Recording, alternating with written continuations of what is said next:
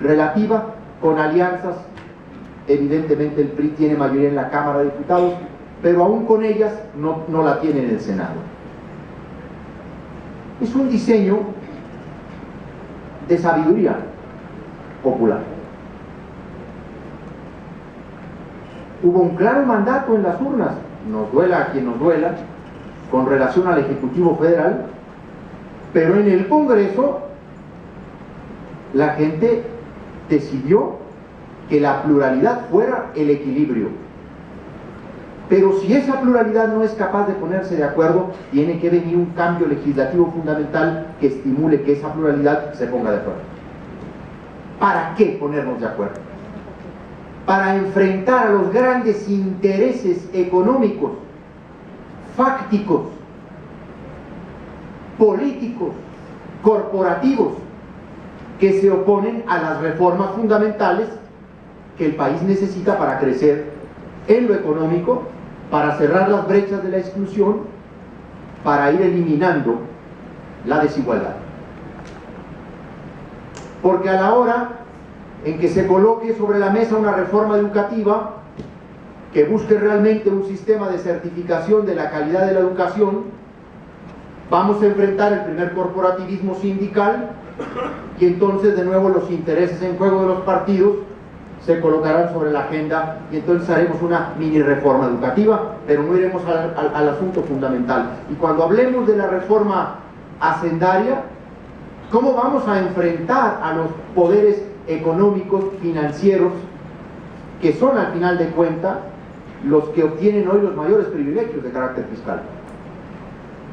Necesitamos un rediseño constitucional para que la pluralidad del país pueda ir junta, incentivada, a enfrentar a los grandes poderes, a los grandes monopolios económicos y a los grandes corporativismos políticos, que siguen siendo el dique principal, unos del crecimiento económico y los otros del fortalecimiento y del desarrollo pleno de la democracia.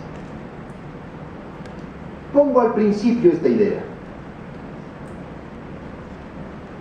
La idea de que el país necesita pensar un momento, diría yo, un periodo de paz, de acuerdo, con altura de miras, casi diría yo un pacto de unidad nacional, en donde digamos, pongámonos de acuerdo en las 5 reformas fundamentales que van a tocar los grandes intereses de este país. Por supuesto, la reforma hacendaria, lo digo con toda claridad, asumiendo, coincidiendo con el principal enfoque que nuestro colega, el diputado Ochoa, ha hablado de esa reforma hacendaria. La reforma hacendaria no es solo más impuestos, o no debiera ser planteada como más impuestos, sino incluso como menos impuestos y como muchos menos privilegios. Estos regímenes especiales, estos privilegios fiscales, estas condonaciones, estos reembolsos, incluso estas condonaciones del Congreso a los grandes agentes económicos del país. Varios de los privilegios fiscales de México, a través de condonaciones, no solamente son por la vía administrativa, se los ha otorgado el Congreso Federal a los grandes agentes con poder sustancial de mercado, o en las telecomunicaciones, o en la aviación, o en la radiodifusión, o en la construcción. El Congreso, una reforma hacendaria de carácter integral que elimine privilegios fiscales, pero que sea absolutamente dura con la evasión y la elusión fiscal. ¿Y cómo vamos a enfrentar a los poderes económicos? Pues no en el regateo político partidista en el que se encuentran las cámaras. Necesitamos pensar en ese modelo en donde pactemos metas de largo plazo, incluso reformas que puedan hasta poner en riesgo a la propia clase política. Ninguna transición se ha consolidado en el mundo democrático sin reformas que hayan arriesgado a la propia clase política que la promovió. Incluso las verdaderas transiciones han jubilado a los reformadores, porque son etapas de cambio estructural real. Yo creo que la reforma educativa es una reforma estructural en serio, pero creo que hay una reforma fundamental, no solo porque ha sido mi área de especialización, sino porque la creo absolutamente ligada al desarrollo económico y al desarrollo político y al desarrollo democrático, que es la reforma de las telecomunicaciones en el país. Una reforma fundamental. Una reforma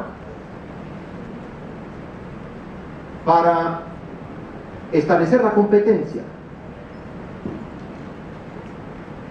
en las telecomunicaciones y en la radiodifusión, que reconozca este fenómeno de la convergencia tecnológica, de la convergencia digital, que no es más que la imbricación de las redes de telecomunicaciones con los servicios de radiodifusión, que democratice los medios de comunicación, en términos no solo de abrir la competencia a más medios, sino también la diversidad de medios y la pluralidad de contenidos en los medios, que libere al Internet del secuestro en el que lo tienen las tarifas de las empresas telefónicas de este país,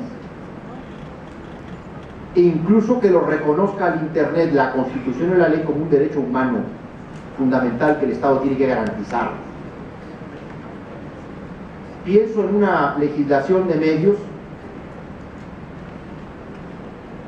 que garantice los derechos de las audiencias, los derechos de los trabajadores de los medios y, por supuesto, una legislación que genere una responsabilidad en términos de los contenidos de los propios medios.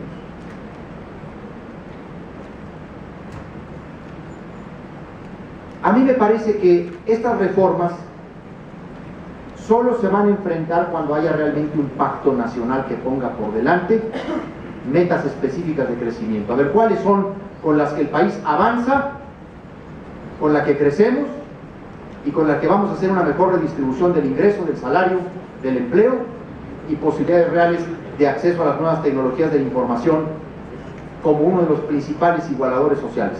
Y por supuesto la reforma educativa. Nada es un mayor igualador social que el acceso a la educación, porque la educación es la que posibilita e instrumenta a la persona de recursos para su desarrollo personal y social. Yo creo que esas son las reformas fundamentales que el país necesita. Por supuesto necesitamos una revisión muy amplia de la estrategia de seguridad. Yo he planteado la necesidad, desde que fui diputado en la anterior legislatura, más que de una ley de seguridad nacional, de una ley de seguridad humana, concebida como una legislación de garantía de los derechos civiles de las personas, y trascender este propósito, este objetivo de la seguridad del Estado o de las instituciones del Estado, para colocar por encima la seguridad de las personas, por supuesto de su patrimonio, pero de sus libertades civiles fundamentalmente. Y cuando hablamos de esto, hablamos de un gran objetivo.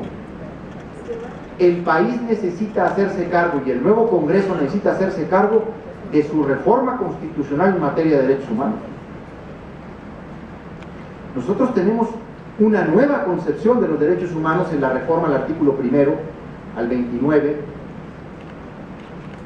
al 108, al 103 de la Constitución, que estableció una concepción de los derechos humanos como una forma de apropiación de las personas y no como una dádiva del Estado.